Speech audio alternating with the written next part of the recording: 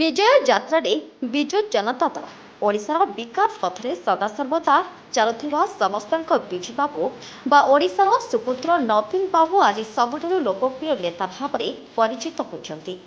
से एक नंबर मुख्यमंत्री भाव में बारंबार परिगणित होती।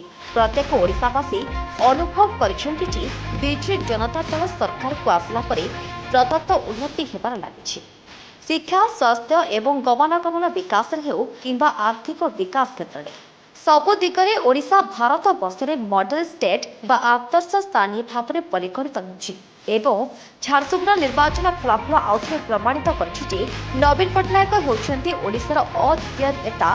लोकमानकर आशीर्वाद विपुल भाव में नवीन बाबू अच्छी बोली जनता दावी कर विजु जनता दल ता विजय यात्रा को अब्याहत रखी।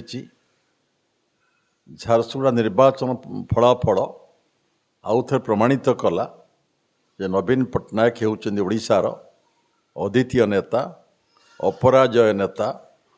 लोकमानकर आशीर्वाद विपुल भाव में नवीन बाबू उपर रही। नवीन पट्टनायक जहाँ को प्रार्थी करेंगे जनता समर्थन करेंगे प्रमाण है।